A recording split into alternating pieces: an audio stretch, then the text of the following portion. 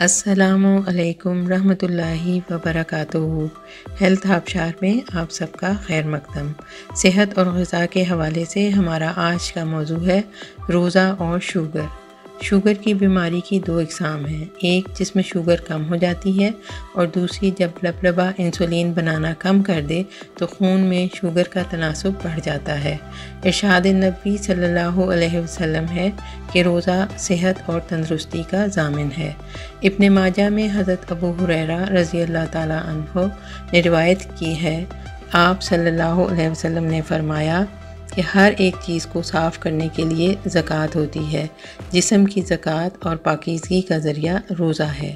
वो ग़िज़ा जो हम खाते हैं जिस्म में ग्लूकोज़ और चिकनाई की शक्ल अख्तियार करके जिगर में जमा हो जाती है, जिसे कीटोन कहते हैं। जब आप ज़ोहर के वक्त खाना नहीं खाते तो यही कीटोन जो जमा हुई भी शक्कर है वही इस्तेमाल होना शुरू हो जाती है।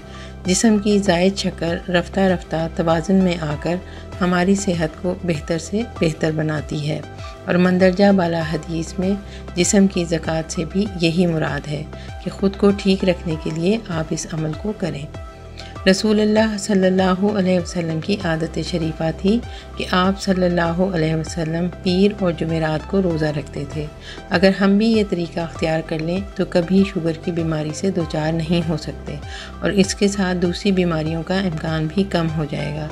सूरह अल-बक़रा में इरशाद रब्बी है कि और रोज़ा रखो तो तुम्हारा भला है अगर तुम समझ रखते हो।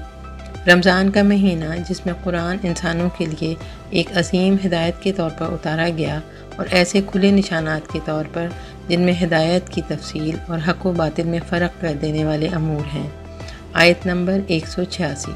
मज़ीद अल्लाह ताला फरमाता है कि गिनती के चंद दिन हैं, बस जो भी तुम में से मरीज़ हो या सफ़र पर हो तो उसे चाहिए कि वो इतनी मुद्दत के रोज़े दूसरे अय्याम में पूरे करे और जो लोग ताकत ना रखते हों उन पर फिदिया एक मिस्कीन को खाना खिलाना है।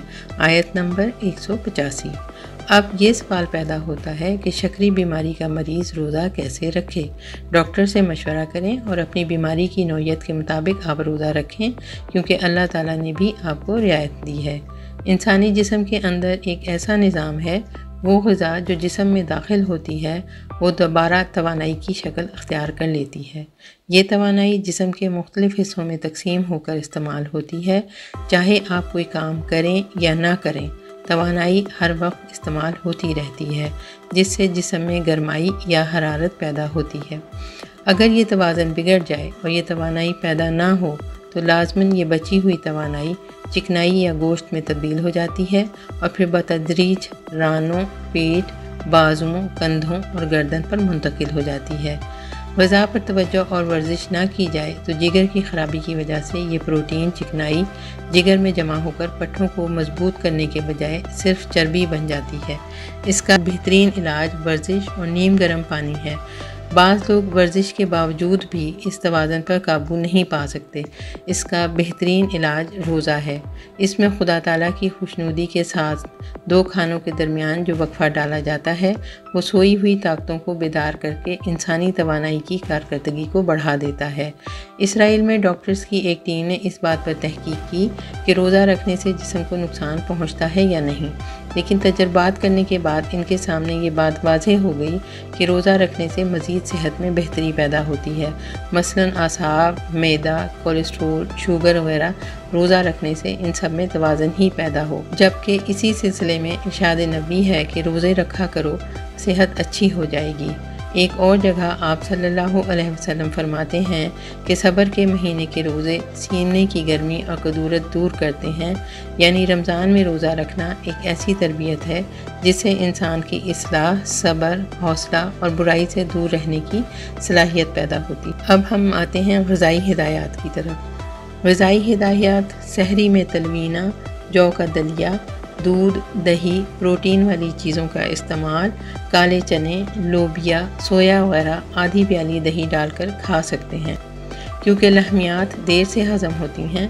ब्राउन आटे की रोटी या ऐसा आटा जिसमें सिंघाड़ा, ज्वार, बाजरा, बेसन, मूंग का आटा हर एक का 100 ग्राम, 10 ग्राम अजवाइन, 50 ग्राम सफ़ेद तिल, 3 किलो गंदम के भूसी वाले आटे में मिला हुआ हो, इसकी रोटी या पराठा ले सकते हैं। अफ्तार में फलों की सलाद में ज़्यादा मीठे फल इस्तेमाल ना करें, मसलन केला, चीकू, अंगूर और आम वगैरह। जो भी फल चाट के लिए इस्तेमाल करें वो थोड़े से कच्चे हों। इसमें सोया या मकई, काले चने उबले हुए 1 मुट्ठी अपने चाट के प्याले में डाल दें। चाट में कोई लवाजमात इस्तेमाल ना करें। तली हुई मैदे वाली तुर्श, खट्टी, बादी चीज़ों से परहेज़ करें।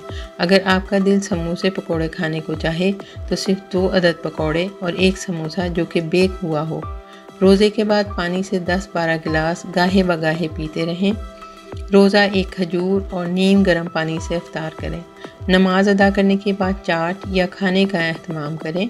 खाने के 1 घंटे के बाद कहवा जात में मेथी दाना, चोरका, सुम्बला, अर्जुन की छाल या पुदीने वगैरह में से कोई एक 5 ग्राम लेकर इसमें 1 सब्ज़ इलायची और थोड़ी सी सौंफ मिलाकर इस्तेमाल करें। रोज़ादार के लिए सुम्बला का कहवा बहुत मुफीद है, तो दिन में 2 मरतबा ये कहवा लें। और अगर शुगर 200 तक है तो फिर 1 ही मरतबा काफ़ी है। 1 टमाटर, आधा खीरा और 5 ग्राम करेले का सफ़ूफ या आधा करेले का जूस बनाकर लें या सलाद में डालकर इस्तेमाल करें। रात के खाने में रेशेदार सब्जियों का इस्तेमाल ज़्यादा करें।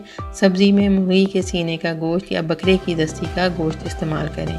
वो हजरात जो दवा लेते हैं या इंसुलिन लगाते हैं, मुकर्ररा वक्त पर ही दवा लें।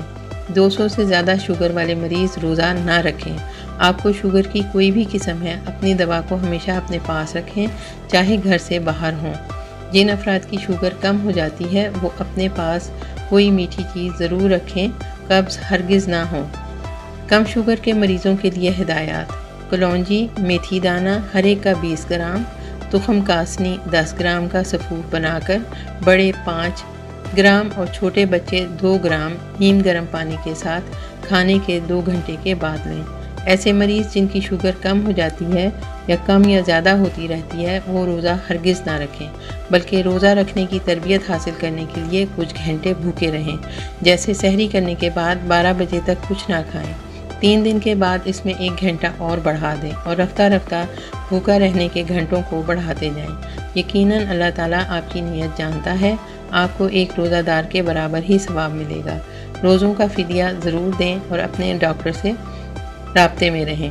ऐसे मरीज़ जिन्हें ज़्यादा थकन महसूस हो, नींद ज़्यादा आती हो, सर में दर्द हो, चक्कर आते हों, आँखों के सामने अंधेरा आता हो, भूख बर्दाश्त ना होती हो, तो आप समझ लें कि आपको शुगर की दूसरी किस्म लाहक है, लिहाजा रोज़ा ना रखें।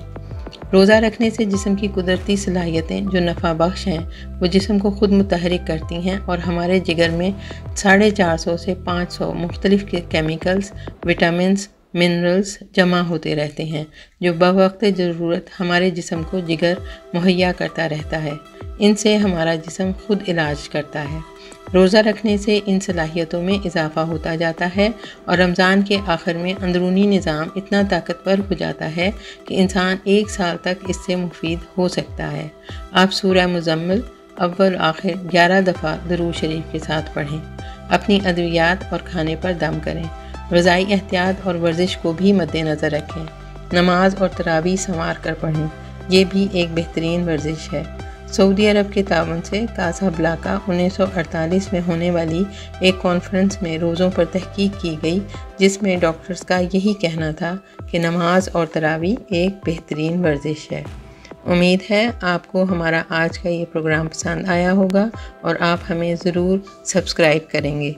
जज़ाकुमुल्लाह।